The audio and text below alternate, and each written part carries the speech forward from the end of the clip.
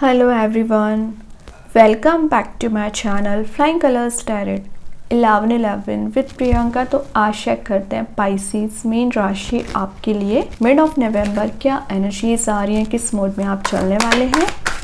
And I hope कि आप नवंबर month को काफ़ी अच्छे से डील कर रहे होंगे और नवंबर मंथ की रीडिंग आपने देखी ली होगी। तो अभी चेक करते हैं मिड ऑफ नवंबर क्या आ रहा है पाइसेस आपके साइड। ओके, तो पहले कार्ड्स ओपन करेंगे। तो फर्स्ट कार्ड यहाँ पे जो निकल के आया है जजमेंट।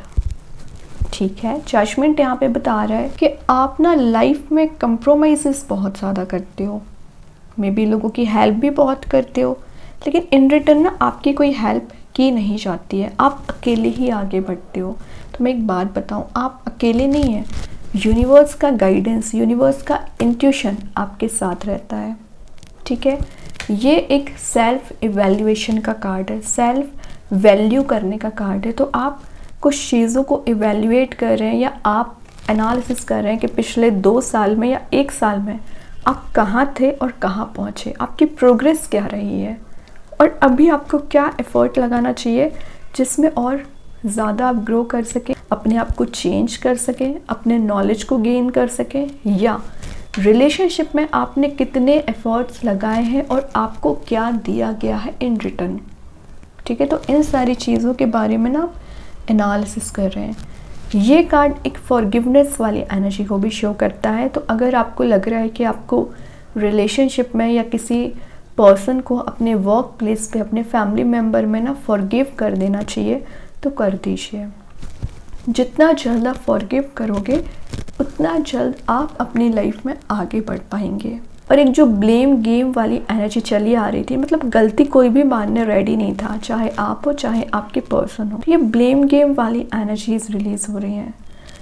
आप सुधार करने की कोशिश कर रहे हैं, अपने आप में सुधार करोगे सबसे पहले, देन बाकी लोगों को चेंज करने की कोशिश करोगे। और अगर आप और आपके पर्सन किसी सेपरेट सिटी या सेपरेट कंट्री में भी रहते हैं ना, तो आपका बॉन्ड मुझे एक डीपर लेवल पे कनेक्ट होते हुए दिख रहा है ना। कम्युनिकेटिव आप हो रहे हो, आप मतलब फिजिकली अभी साथ ना हो या आपका कांटेक्ट ना हो, आप कम्युनिकेशन ना करें, लेकिन आपका एक जो टेलीपैथिक कम्युनिकेशन है ना, वो शो करता है ये कार्ड।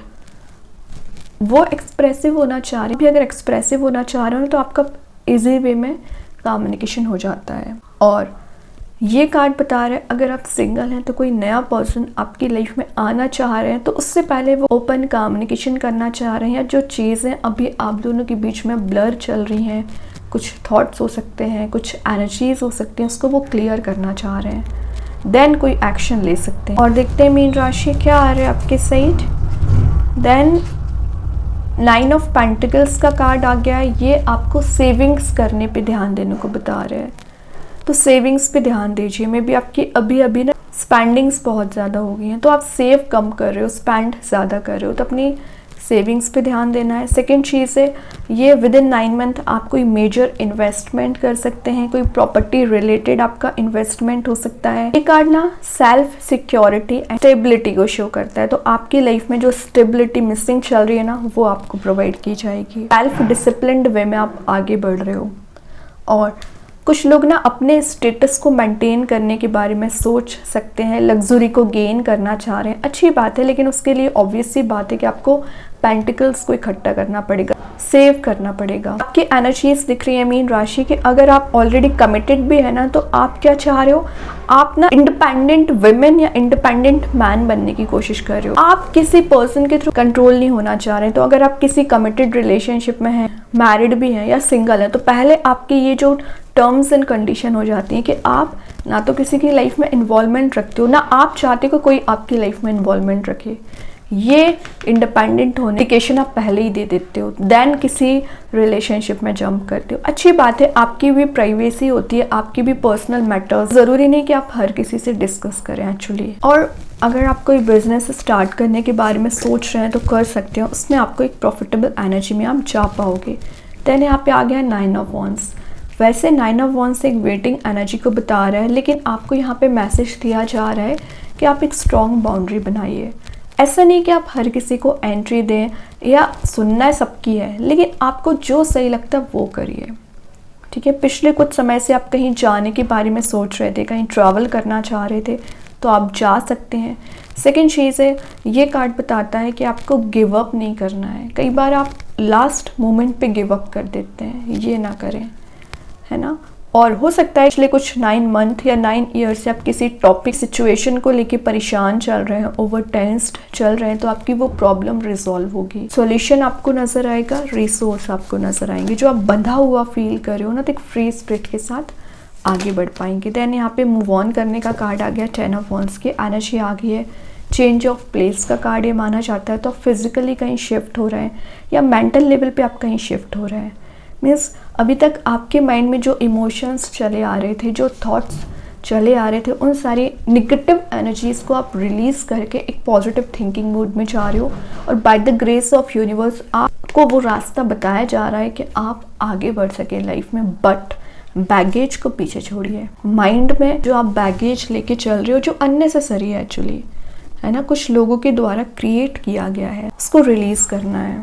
और आप पे जो रिस्पॉन्सिबिलिटीज़ हो सकती हैं आपके घर की, आपके फैमिली मेम्बर्स की, आपके पर्सन की, आपकी सेल्फ की, उसको आप बहुत अच्छे से डील करने वाले हैं। देखते हैं मीन राशि क्या आ रहा है आपके साइड।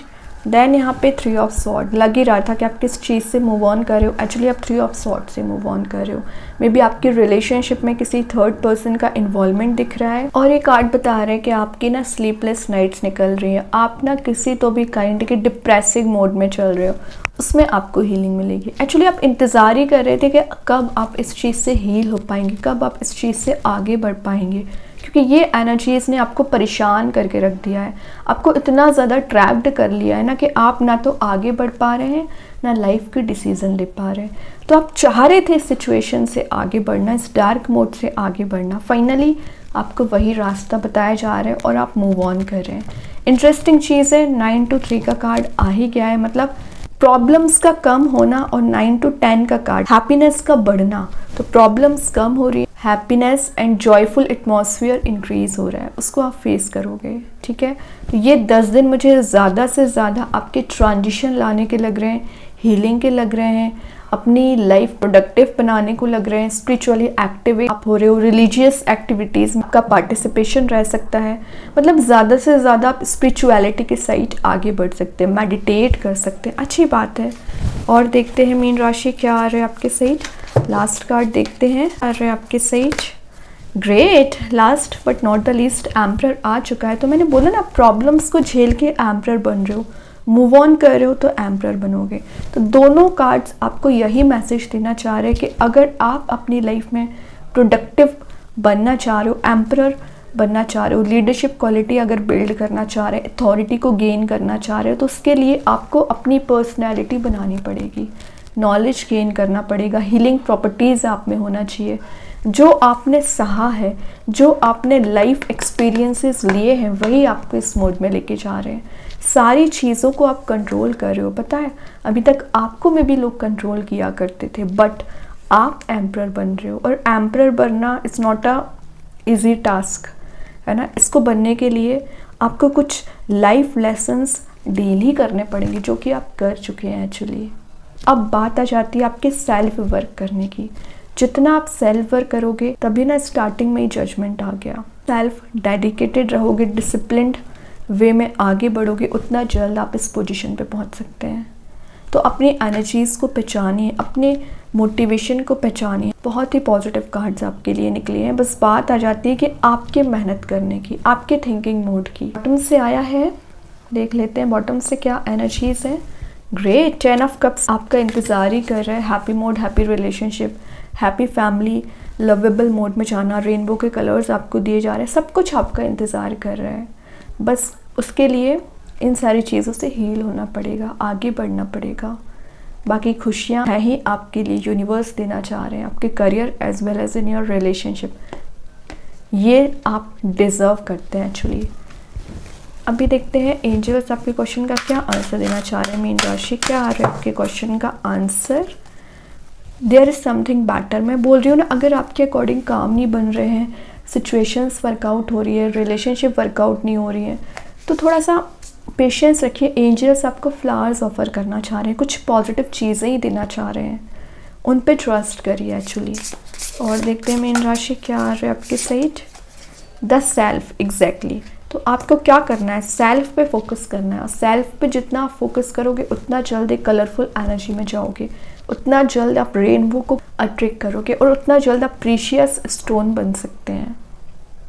ओके, तो वही कार्ड आ गया, सेल्फ सेंटर्ड रहना, सेल्फ पे फोकस करना। तो ये दोनों कार्ड्स ना एक्चुअली डायरेक्टली प्रोपोर्शनल हो जाते हैं। जितना ज़्यादा आप सेल्फ पे काम करोगे उतना जल्द एम्परर बनोगे, है ना। थोड़ा टेक्निकल हो गया। और देखते हैं कृष्णा गाइडेंस कार्ड से क्या आ रहा है। ओके, यहाँ पे आ गया let go of false ego. Maybe आप में ईगो हो सकता है क्योंकि आप एम्परर जो बन रहे हो, तो एम्परर में तो ईगो होता ही है। तो मे बी आपके पर्सन में ईगो चला आ रहा होगा, वो रिलीज़ होगा। और आप में ईगो नहीं आना चाहिए। अगर आपके अकॉर्डिंग काम बन रहे हैं या कुछ फेवर में डिसीजंस हो रहे हैं तो ईगो ना लेके आए, ठीक है, वरना बहुत जल्द वो चीज़ें भी डिस्ट्रॉय हो जाती हैं। देखते हैं यूनिवर्स आपको क्या बताना चाह रहे हैं। Emotions are running high. तो आपके पर्सन की एनर्जीज ये मुझे ज़्यादा लग रही है कि उनके इमोशंस हाई हो रहे हैं और आप अभी तक इमोशनल थे ना, तो प्रैक्टिकल बन रहे हो, वो एम्परर ने बता ही दिया। और देखते मैजिक कार्ड्स के थ्रू क्या आ रहा है। पास सिंबल, आपकी एनर्जीज प्योरीफाई हो रही है और अगर आपको हेल्थ रिलेटेड कोई इश्यू चला आ रहा होगा ना, उसमें आप रिकवरी देख रहे हैं। स्टार सीड्स आपको क्या बताना चाह रहे हैं मीन राशि। साइन, तो मे बी आप कुछ यूनिवर्स के साइड से साइन, मैसेजेस, ड्रीम्स के थ्रू मैसेजेस रिसीव कर सकते हैं। उसको नोटिस करना है, डिकोड करना है। कुछ सिंक्रोनिसिटीज़ आपको नज़र आ सकती हैं, वो भी यूनिवर्स के साइन है एक्चुअली, जो आपको कुछ बताना चाह रहे हैं, ठीक है। तो बहुत अच्छे कार्ड्स हैं मीन राशि आपके लिए। आई होप ये रीडिंग आपसे रेजोनेट हो। अगर रेजोनेट तो आप मुझे कमेंट सेक्शन में बता सकते हैं। डेली गाइडेंस देखने के लिए सेकंड चैनल फॉलो कर सकते हैं, जिसकी लिंक मैं कमेंट सेक्शन में पिन कर ही दूँगी। बाकी की रीडिंग्स के नोटिफिकेशंस आपको मिल ही जाएंगे। तब तक के लिए be positive, stay happy, good bye.